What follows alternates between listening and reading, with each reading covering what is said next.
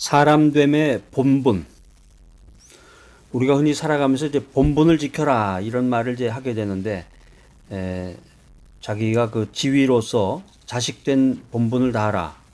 또 제자로서의 본분을 다하라. 성도로서의 본분을 다하라. 자기가 해야 될 일이 있죠. 사람이 자기 나름대로 마땅히 해야 될 일이 있는데, 이제 직무라는 표현을 쓰기도 하지만, 사람이 각자마다 나름대로 마땅히 해야 될 일이 있는데, 그것을 잘 지켜나가라는 거죠.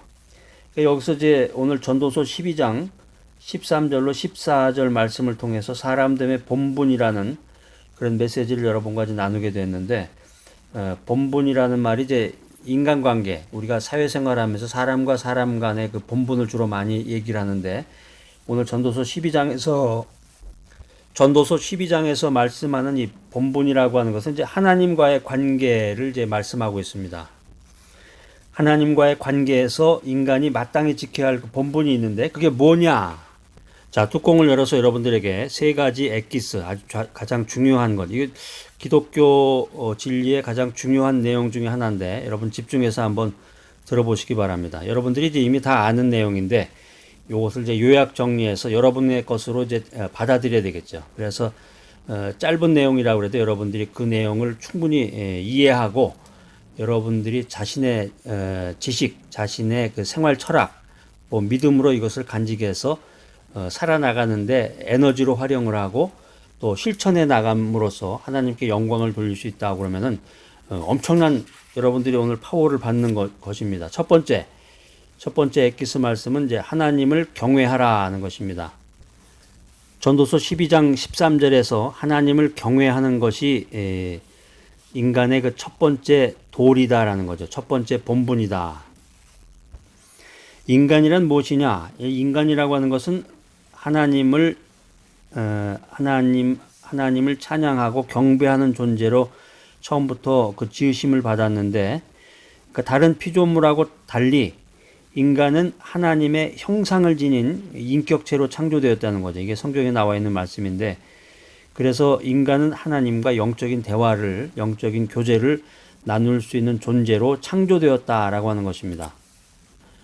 가장 쉽고 본질적인 것인데, 우리가 잊어버리기도 하고 바쁜 인생 가운데서 생각하지 않았던 것 중에 하나인데, 인간 최대의 이 기쁨과 행복은 하나님을 기뻐하고 즐거워하는 것입니다. 그러니까 하나님을 경배하는 이 믿음의 길로 걷는 것, 이것이야말로 사람이 마땅히 취해야 할 그 본분 중에 제일이다는 것입니다. 하나님을 경외하라. 하나님께 경배하라. 나를 낳아준 그 부모에게 우리가 공경하듯이 인간은 자신을 창조한 창조주 하나님을 경외해야 된다는 것입니다. 물론 자기를 낳아준 부모를 버리고 무시하고 만나주지도 않는 그런 세상 속에서 우리가 살고 있지만, 그러니까 인간이 하나님을 버리고 하나님을 떠나고 믿음 안에서 생활하지 않는 사람들이 주변에 많이 있는 거죠. 우리가 인생을 살아가면서 인간에 대한 연구를 하게 될 때 내 자신의 출생에 대한 그런 신비스러움을 가끔 접하게 됩니다. 인문학 강의를 듣는다든가 또 설교 메시지를 들으면서 그런 생각들을 하게 되는데, 내가 태어난 것은 내 자의로 태어난 것인가? 여러분 스스로 선택해서 태어난 거 아니에요. 그러니까 내 힘으로, 내가 우연히 태어난 것이 아니라 하나님의 섭리, 하나님의 작정 안에서 내가 창조되었다. 에베소서 3장 9절에 나오는 말씀처럼 그리스도의 구원의 비밀 가운데서 새로운 새 생명으로 탄생된 존재다 하는 것입니다. 자, 이 간단한 메시지 같지만은 인간이라고 하는 것은 존재론적으로, 태생적으로 하나님 안에서만 살아가야 하는 그런 존재로 탄생이 된 것입니다. 자, 두 번째, 하나님을 순종하라. 하나님께 순종하라.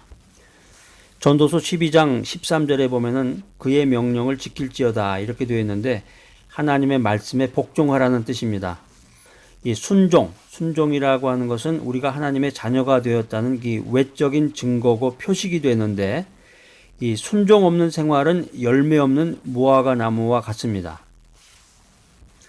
우리가 성경적으로 말할 때 이 순종이라고 하는 것은 하나님을 경외하는 것과 같은 의미라고도 말할 수가 있는데, 왜 그러냐면 하나님께 대한 참된 경외심은 하나님께 대한 진정한 순종, 헌신, 복종하는 마음에서부터 시작되기 때문이다, 이렇게 말씀드릴 수가 있겠습니다. 이런 백그라운드로 사무엘상 15장 22절 말씀을 우리가 생각할 수가 있는데, 여러분 잘 아시는 내용이죠. 순종이 제사보다 낫다. 사무엘상 15장 22절 말씀. 또 신약 성경 디도서 3장 1절에 보면은 이 순종이 참된 믿음의 사람의 최고의 덕목 중에 하나다, 이런 말씀이 기록이 되어 있습니다. 어린아이가 이 부모의 명령을 듣고 부모의 명령에 순종하고 청종할 때 그 안전과 행복을 보장받듯이 우리 인간 역시 하나님의 규례에 절대 순종하고 복종할 때 이 평강과 축복을 허락받을 수 있음을 명심해야 되겠습니다. 자, 오늘 사람됨의 본분, 첫 번째는 뭐였나요? 하나님을 경외하라. 두 번째는 하나님께 순종하라. 마지막 세 번째는 하나님의 심판을 기억하라.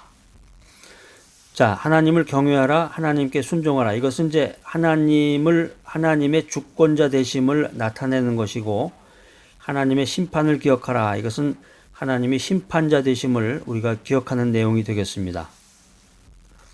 심판주로서의 하나님을 경외하는 것이 인간의 또 다른 본분이 되는데, 하나님께서는 우주의 심판자로서 종말의 선악간에 밝히 드러내시기 위해서 이 땅에 다시 오실 것이다, 이렇게 성경은 약속하고 있습니다.